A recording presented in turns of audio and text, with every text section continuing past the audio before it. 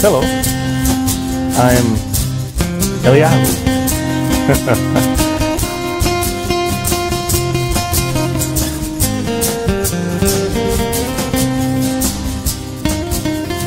Well, obviously it's important to the Lord. He gave it for a sign to his people, as it says in Exodus 31. It says, "It is a sign between me and the sons of Israel forever.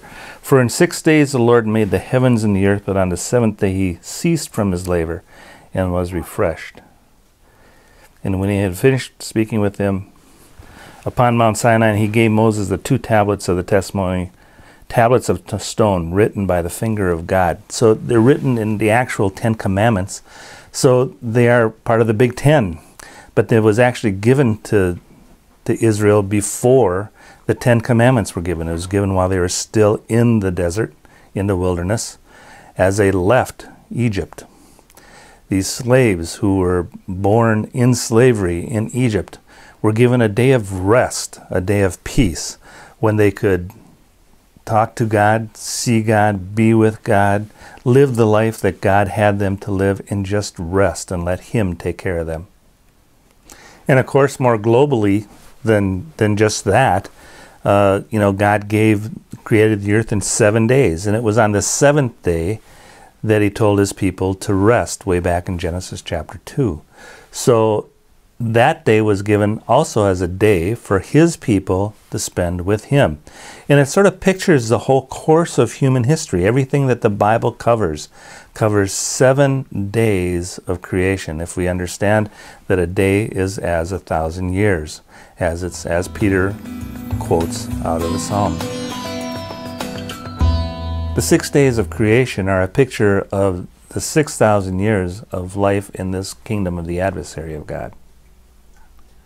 And with 2,000 years initially of the destruction or chaos, in the next 2,000 years of instruction with the Torah, in the last 2,000 years, the Messianic age with the instruction of Messiah working through his people in the world.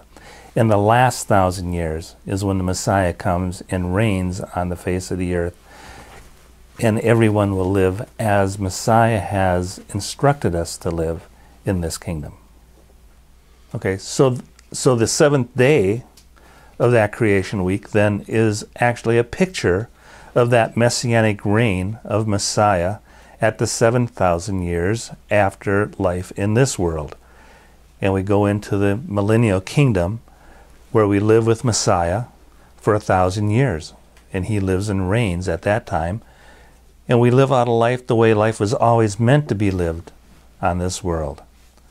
And then at the end of that time, the Messiah will give over the kingdom back to the Father, and all time will end and will proceed into eternity.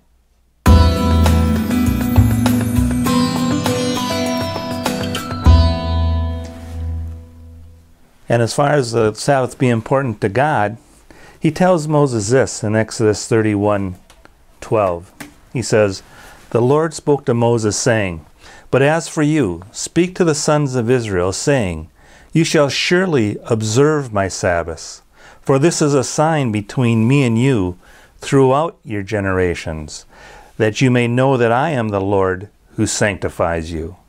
Therefore you are to observe the Sabbath, for it is holy to you. Everyone who profanes it shall surely be put to death. For whoever does any work on it, that person shall be cut off from amongst his people. For 6 days work may be done, but the 7th day there is a Sabbath of complete rest, holy to the Lord. Whoever does any work on the Sabbath day shall surely be put to death. So the sons of Israel shall observe the Sabbath, to celebrate the Sabbath throughout their generations, as a perpetual covenant. It is a sign between me and the sons of Israel forever.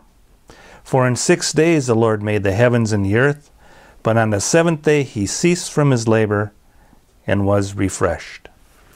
So I think it's pretty important to God because he gave it as a lasting covenant. It's a perpetual covenant going on from time and into eternity. It is forever. So as long as time exists, the Sabbath exists.